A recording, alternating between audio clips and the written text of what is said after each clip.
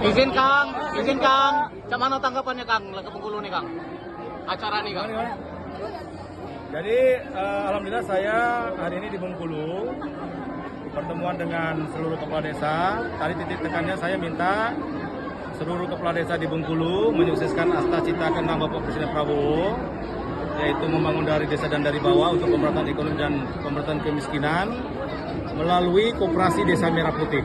Jadi Koperasi Desa Merah Putih itu sebuah instrumen ekonomi yang sangat bagus, di mana nanti akan kita bangun gudang-gudang atau beberapa gerai yang ada di Koperasi Desa Merah Putih. Ada apotek, ada klinik, ada sembako, ada pupuk, ada alat pertanian, ada pendingin, ada truk nanti kita bagikan untuk semua desa. Dan saya berharap desa di Bengkulu sebagai contoh yang benar-benar tertib dalam administrasi, tertib juga dalam berusaha, sehingga nanti untungnya itu akan menjadi besar. Kalau untungnya besar berarti rakyat di desa itu akan sejahtera. Pembangunan desa juga itu akan semakin bagus. Maka saya khusus datang ke sini, minta ketemu dengan semua kepala desa untuk memastikan, karena 2 hari yang lalu saya sudah membuka atau memberikan arahan di musyawarah desa khusus pembentukan Koperasi Desa Merah Putih. Dan saya tahu di Bengkulu juga potensi desa itu banyak sekali. Desa wisata ada, calon desa ekspor banyak, pusat-pusat pertaniannya banyak, peternakan juga banyak. Maka kalau itu digerakkan, pertumbuhan ekonomi 8% di Bengkulu itu bukan sesuatu yang mustahil. Nah, kira-kira gitu semangatnya saya datang ke sini. Iya, jadi secara khusus saya akan melakukan pengawasan, mungkin memperbanyak juga kunjungan ke masing-masing kabupaten, memastikan bahwa kegiatan itu benar adanya. Bukan asal Bapak senang, bukan asal membentuk koperasi, bukan asal melaksanakan kegiatan di atas kertas, tapi kita ingin benar-benar uang yang akan kita kucurkan itu dimanfaatkan sebaik-baiknya, tidak fiktif, tidak dikorupsi, kemudian ada hasilnya. Jadi itu akan kita lakukan pengawasan melekat. Maka kami sudah melakukan MOU dengan kejaksaan, dengan KPK, dengan kepolisian.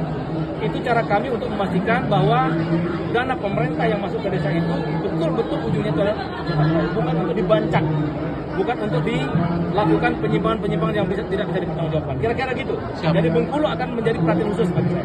Siap. Terkait informasi pendamping desa Pak yang semakin simpang siur, kemudian sudah banyak informasi calon yang beredar, seperti apa Pak?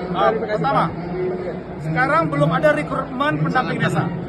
Dan saya sampaikan di kesempatan ini, tidak ada pungutan Rp1 pun, baik yang sekarang sedang menjadi pendamping desa maupun nanti calon pendamping desa. Sekarang kami sedang membuat regulasi, evaluasi secara mendasar bagaimana pendamping desa itu lebih profesional, lebih bermanfaat ke depan. Jadi kami pastikan sekarang belum ada rekrutmen untuk pendamping desa. Kapan Pak perekrutannya Pak Menteri? Nah, nanti lagi kita bicarakan, termasuk kita bicarakan dengan Komisi 5 DPR RI. Ya. Berapa dibutuhkan itu Pak? Banyak, jadi kalau rata-rata satu desa aja 3 orang minimal, berarti ada 2,4 juta orang. Banyak sekali. Yang bakal menjadi pendamping desa itu Pak? Apa? 2,4 juta itu pendamping desa itu Pak? Bukan. Untuk tadi manajerial koperasi. Dan perlu pegawai koperasi itu kan. Pak, yang pendamping desa tadi dikhususkan putra daerah tidak Pak Menteri? 35.000. Pak Menteri dikhususkan. Tapi belum ada rekomendasi, belum ya? Dikhususkan putra daerah tidak Pak? Apa? Yang pendamping desa tadi syaratnya. Syarat menjadi pendamping desa tadi. Ya sekarang sedang dirumuskan. Yang pasti dia tidak boleh terlibat dalam partai politik, tidak boleh nyalek. Dia benar-benar tahu tentang entrepreneurship, jaringannya luas, kemampuannya bagus. Karena pendamping desa ini akan banyak tugasnya lagi. Ada Koperasi Desa Merah Putih, kita juga perkuat BUMDes, ada desa wisata, desa ekspor.